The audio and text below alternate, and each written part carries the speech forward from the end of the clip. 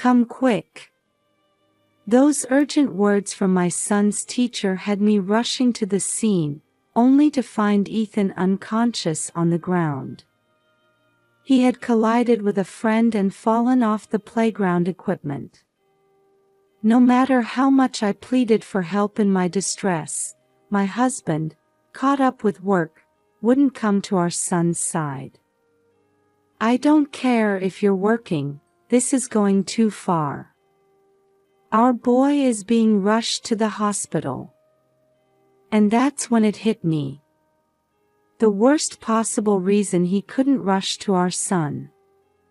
I'm Aria. I live with my husband Jasper and our elementary school-aged son, Ethan.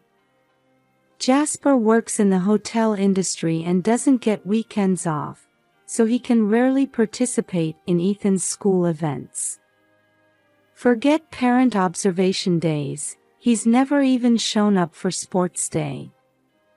When we got the notice about the upcoming parent-child field trip over the long weekend, I figured he wouldn't be able to go, but I asked anyway. "Hey Jasper, there's a parent-child outing coming up over the holiday weekend." "The long weekend?" "No can do, I've got work." I knew, but it still left me feeling lonely. Talking to the other moms, it sounded like they were all making arrangements to participate as couples. Seems like every other family is going together as husband and wife. Some of the dads usually work weekends too, but it sounds like they're adjusting their schedules to get that day off. I mentioned this to Jasper without much hope, but he got visibly annoyed. "And? You're saying I should take off too? You know what my job is like, right?" "Yes, I know. Sorry." So Ethan and I reluctantly decided to go on our own. While most families participated as a trio, there were a few dads who came solo since mom was absent.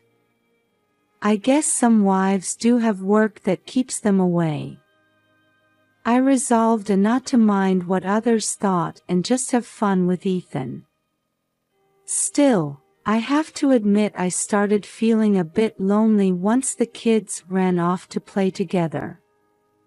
With the other moms there as couples, I found it hard to join in the conversation.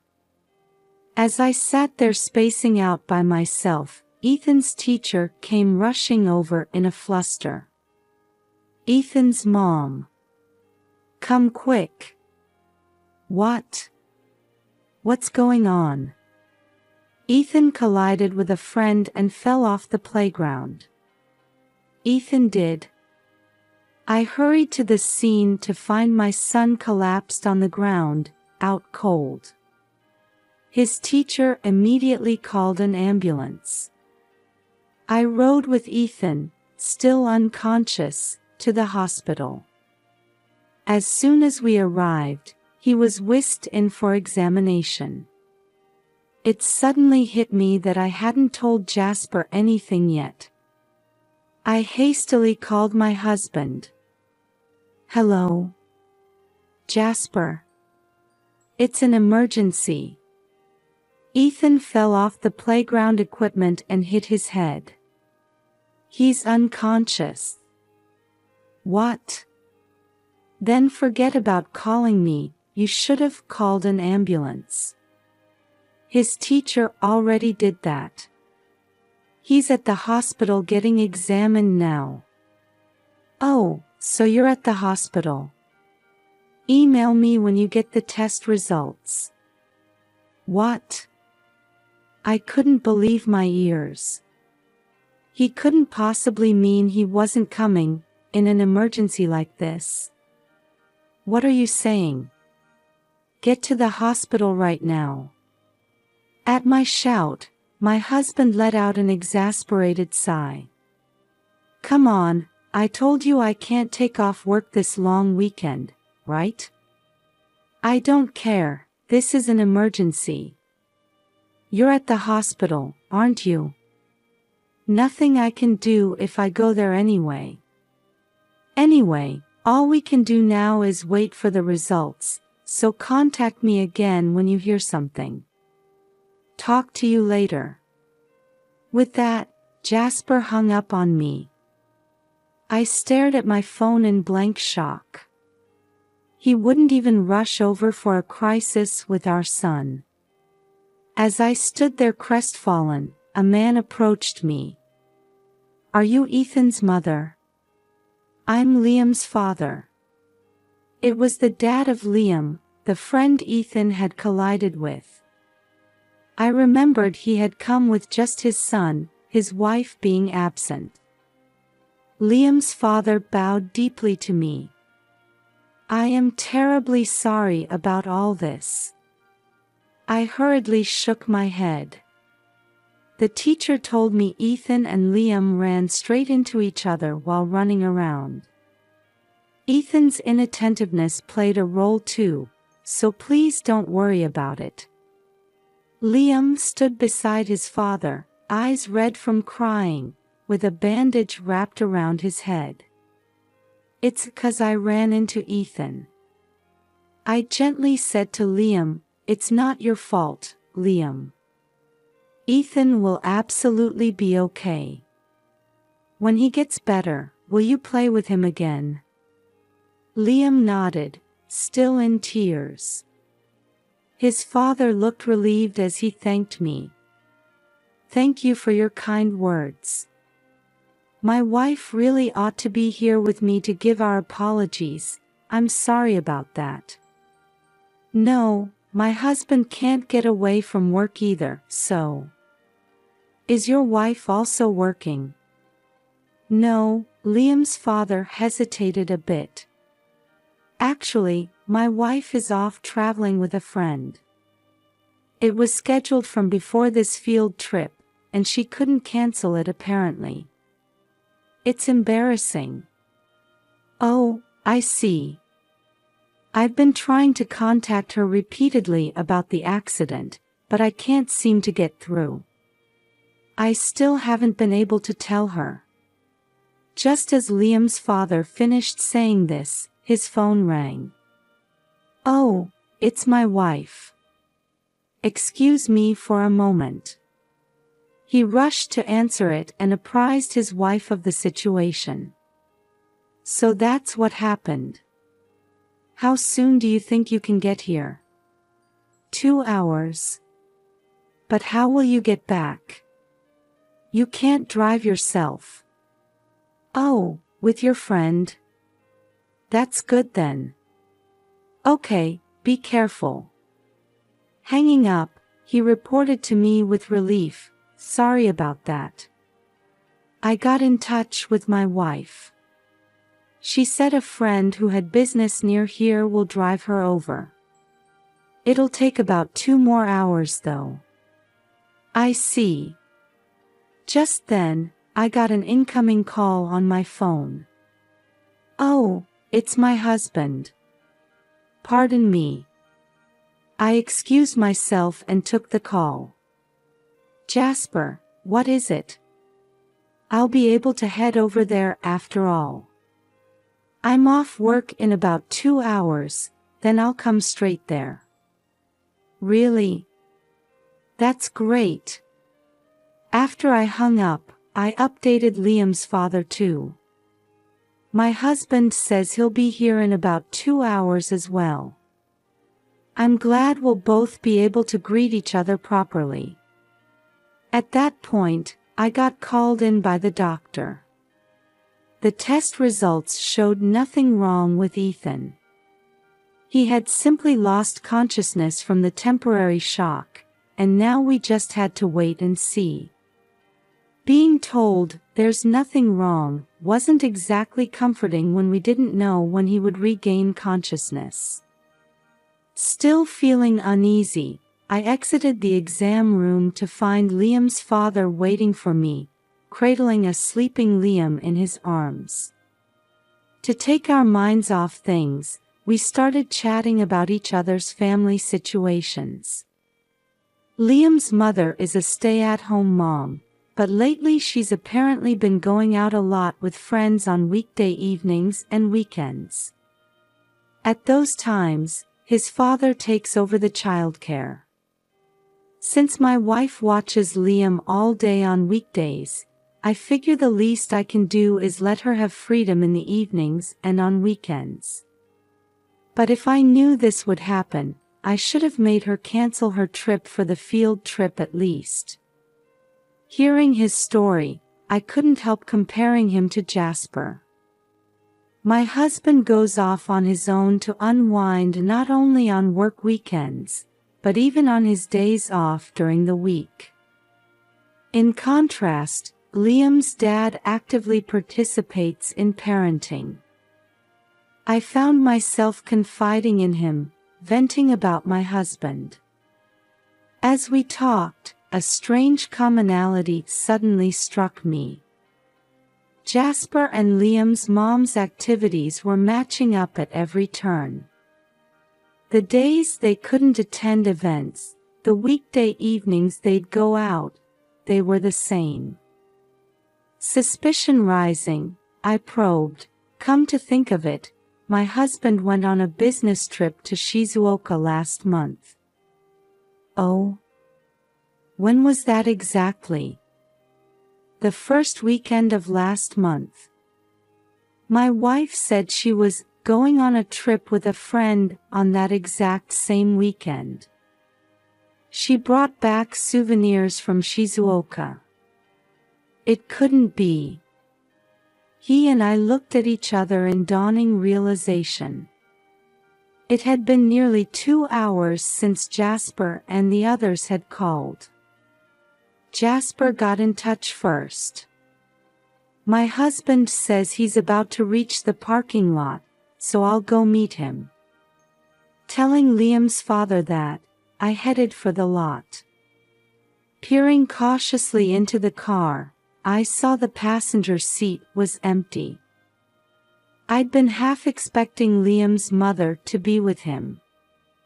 Escorting Jasper, who got out acting like nothing was amiss, I returned to Ethan's hospital room. After Jasper finished his greetings with Liam's father, Liam's mother showed up. I didn't miss how she and Jasper both froze for a second upon seeing each other. Jasper greeted Liam's mother as if nothing was wrong. "Hello there. Thanks for always looking out for my son." At Jasper's nervous voice, Liam's mother hurriedly returned the greeting. "Oh, yes. Hello. The pleasure is ours." Seeing the two of them like that, I decided to bait them a little. Have you met my husband before, Liam's mom?" At that, Liam's mother blurted in a fluster, "Of course not. Why would we have met before? You don't have to deny it so adamantly. It wouldn't be odd for you two to have met at parent observation days or school events, right? That's impossible. I didn't know Jasper was my son's friend's father. I hadn't called my husband by name in front of her even once." She took the bait. This confirms it, she's guilty. At that point, I became convinced of my husband's affair with her. Moreover, it seemed the two of them had been seeing each other without realizing their children were classmates. That's odd, isn't it? If this is your first time meeting, how do you know my husband's name? At my questioning, Liam's mother fell silent. "Well, that's..." Then Jasper, as if to cover for her, snapped at me. "Hey! Arya! What's with you? You're being rude to her. She's the mother of our son's important friend. How about showing some respect?" Liam, who had been sleeping, woke up at the sound of Jasper shouting. He pointed at Jasper and said, "Oh, it's the man who comes to our house. The man who comes to their house." The hospital room fell silent. Liam's mother hurriedly tried to brush off his comment. "Liam, what are you saying? You must be confusing him with someone else." Still looking puzzled, Liam continued, "I'm not confused. Daddy, let me see your tablet." Taking the tablet from his father, Liam deftly pulled up a certain image. "Here, look." The image showed a toy train set that Liam had put together. It was a plarail, a toy railway set sold by a toy company. "What about it? Isn't that the toy you always play with, Liam?" his mother asked, perplexed. Liam pointed to a figure visible behind the plarail. "This is that man, right? I look at this photo sometimes, so I remember." Looking closely, you could see the living room past the children's room where the plarail was set up. There, Jasper was pictured chatting intimately with Liam's mother. "There's no talking your way out of this one," I muttered, glaring at them. Liam's father was also trembling with anger. He shouted at his own wife, "You let your affair partner into the house while I was at work? And look at the date. Wasn't this a day I was away on a business trip?" Seeing the date, I was stunned too. "This date? Jasper, wasn't this a day you didn't come home, saying you were on a trip? Don't tell me you stayed over at Liam's house." "Well, that's because she said it was okay, so I just..."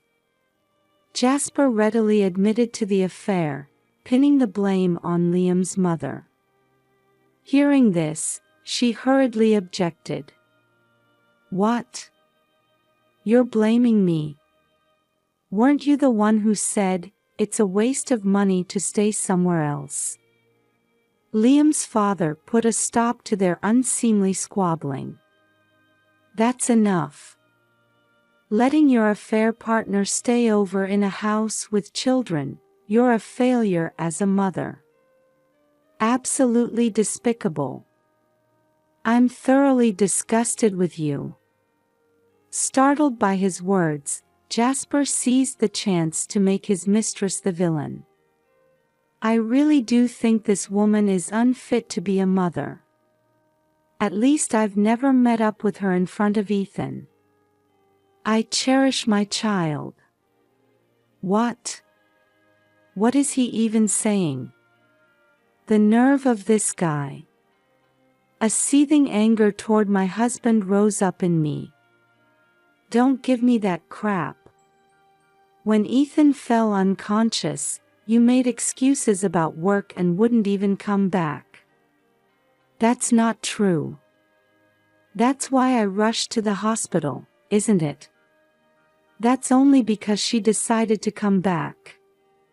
Until Liam's dad told her about our son's injury, you had no intention of returning at all. At the time, I thought it would be fine without me. It's not about whether it's fine or not. Any father, upon hearing their child is unconscious, would drop everything and rush over. But you prioritize your trip with your mistress. Someone like that isn't a father or anything else. Think what you like, but I'm still Ethan's father. Besides, what are you planning to do if Ethan doesn't wake up like this? Can you, a stay-at-home mom, keep paying hospital bills? You and our son can't live without me. It's mortifying, but I don't have the savings to keep paying the hospital bills as is. Do I have no choice but to turn a blind eye to Jasper's infidelity for now?" As I was about to resign myself to that, a faint voice came from the bed. "Mom." I turned around to see Ethan with his eyes open a crack. "Ethan." I embraced my son. Ethan hugged me tightly back, then said, "Even if Dad goes away, I'll be okay. I'll protect you, Mom." Hearing Ethan's words, Jasper looked stunned. "Ethan, why would you say that?" My son answered clearly, "Because you're leaving us, right, Dad? I heard you say so on the phone the other night after Mom fell asleep." "On the phone?"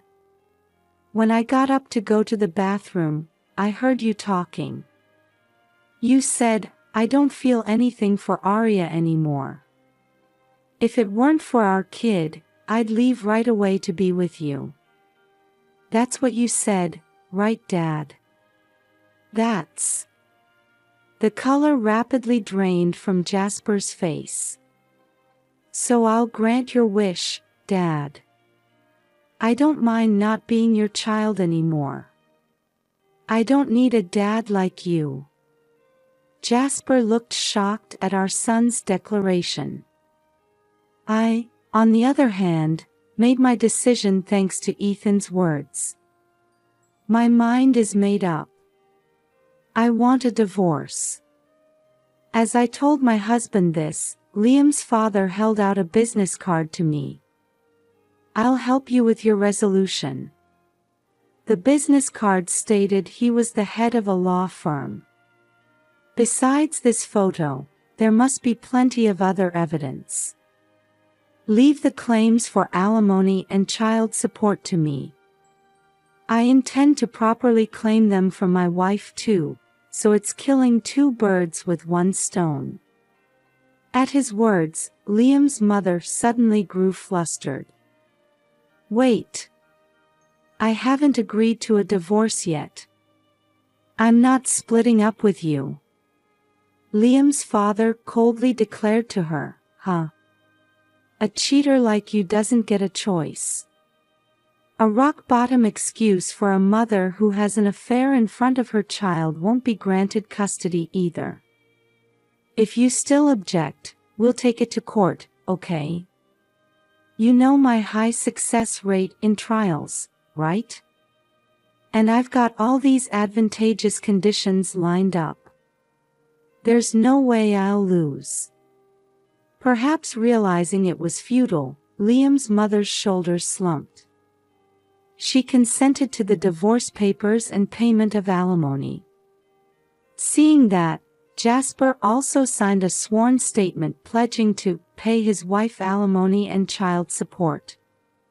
He likely understood it was pointless to defy him as a lawyer. After that, we each got divorced. Once free, Liam's mother and Jasper started living together as planned. However, their life together differed from expectations. Living under the same roof, they began suspecting each other of cheating with someone else, and their relationship turned sour. Tired of that dynamic, Jasper actually did cheat with another married person. As careless as ever, Jasper's infidelity was swiftly discovered by his new lover's husband too, and he was again slapped with a claim for damages. Liam's mother also cheated with someone else, but her affair partner just used her for money before casually dumping her. Liam's mother, having blown through her savings, and Jasper, now mired in debt from alimony payments, apparently continue dragging out their relationship, unable to split up while blaming each other. At this rate, it's clear they'll soon be too cash-strapped to get by. But I don't feel one bit sorry for them. They made their bed, now they can lie in it. I, on the other hand, secured more than enough alimony and child support, thanks to Liam's father's efforts. Ethan and I now lead a tranquil life, just the two of us. Ethan was able to return to his normal daily life without any issues. He still plays happily with Liam, same as before. Liam's dad has become a valued confidant to me. We now have a relationship where I can talk to him about anything, more than just a fellow parent. One holiday, I decided to invite Liam and his father over for a dinner party. Ethan seemed excited too, eagerly helping out from the morning. Seeing the food laid out on the dining table, Liam's father kindly said with a gentle smile, "This looks truly delicious. Thank you for preparing such an elaborate meal." His words filled me with joy, making the cooking effort worthwhile. During the meal, Ethan and Liam regaled us with funny stories from school, laughing their heads off. My husband and I occasionally joined the conversation. I felt my heart swell with emotion, struck by how much my son had grown. After eating, while the children were absorbed in play, I leisurely enjoyed chatting with Liam's father over coffee in the living room. He's an irreplaceable presence with whom I can comfortably share my parenting concerns and sometimes get advice. I realize how truly blessed I am to spend peaceful holidays like this. I'm filled with gratitude that I can now lead a spiritually rich life, having overcome divorce. My heartfelt wish is to continue building a happy life together with Ethan, while also maintaining good relationships with Liam and his father.